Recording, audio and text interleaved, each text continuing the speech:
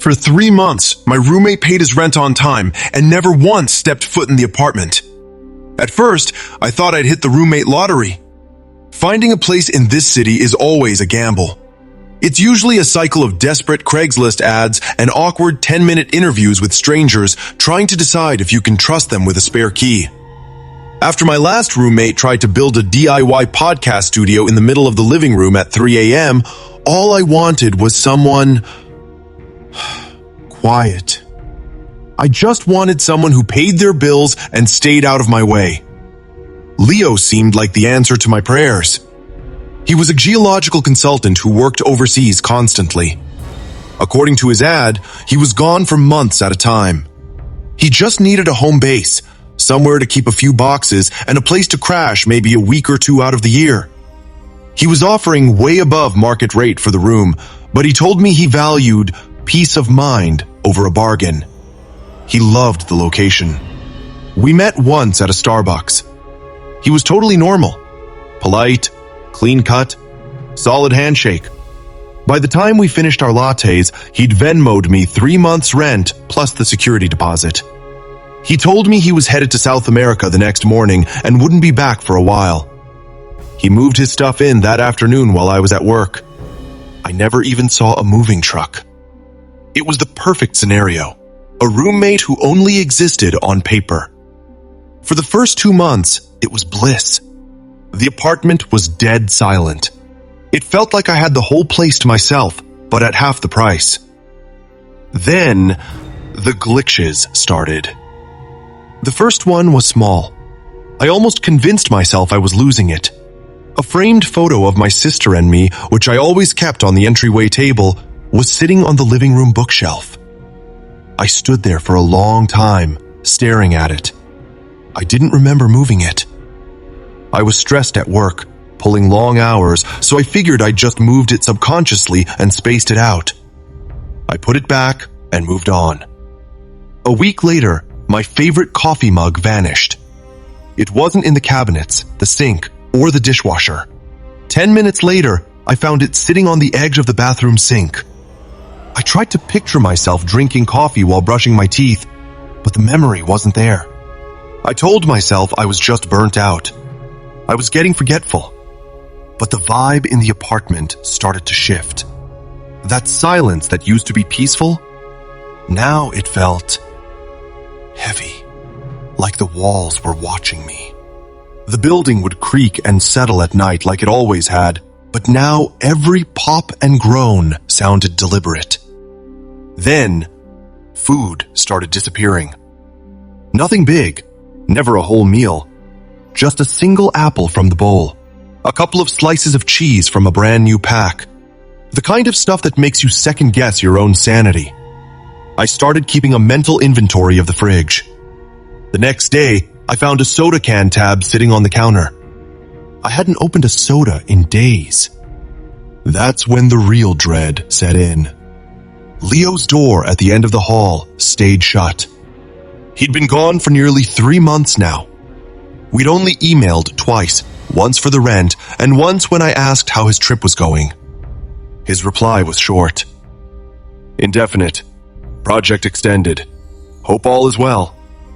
One evening, I walked in and caught a scent. It was faint, but it hit me immediately.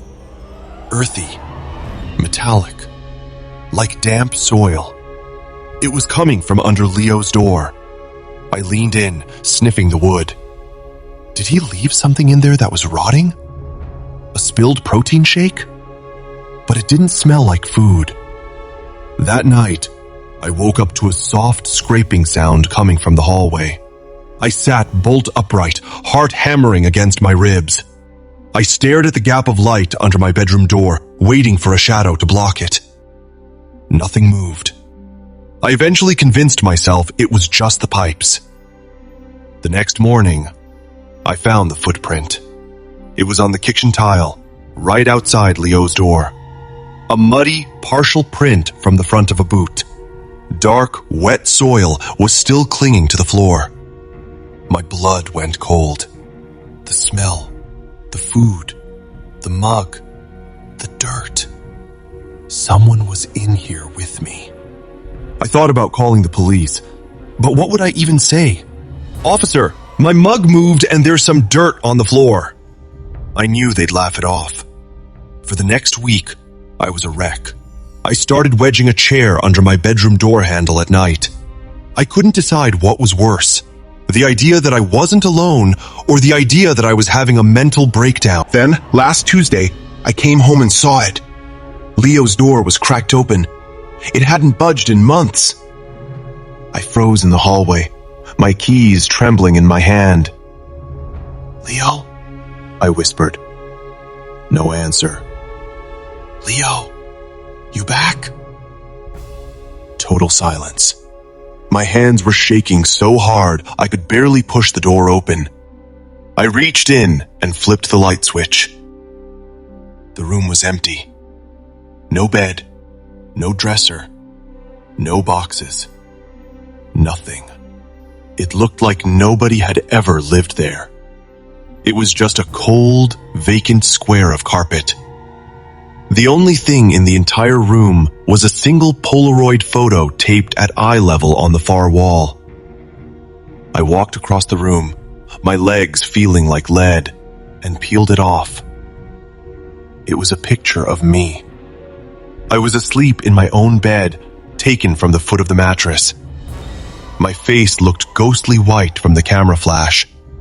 In the background of the photo, I could clearly see the chair I jammed against my door the night before. I flipped it over. There was a date written on the back. Last night. My stomach did a somersault. I stumbled backward, my heel catching on something hidden behind the door. A canvas duffel bag. I kicked it open.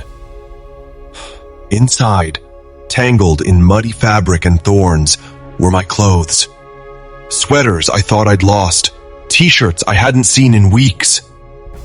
And photos. Dozens of them. Me cooking dinner. Me on the couch. Me brushing my teeth. In the side pocket, I found a small Ziploc bag. Inside were clumps of my hair and clippings of my fingernails. I didn't grab my keys. I didn't grab my phone. I just ran. I sprinted out of that building and didn't stop until I reached a gas station 2 miles away to call 911. When the cops searched the place, they found nothing. Leo's room was spotless. No duffel bag, no photos, no smell. The landlord confirmed Leo had paid his rent through a P.O. box and an untraceable bank account. His cell number was already disconnected. The driver's license he'd used for the application? It belonged to a man who had died in a car accident 3 years ago. I moved to a different state 2 days later. I'm not telling anyone where I am. I have 3 deadbolts on my door now. But every night, I wake up at 3 a.m. with the exact same feeling. That someone is standing right outside my door.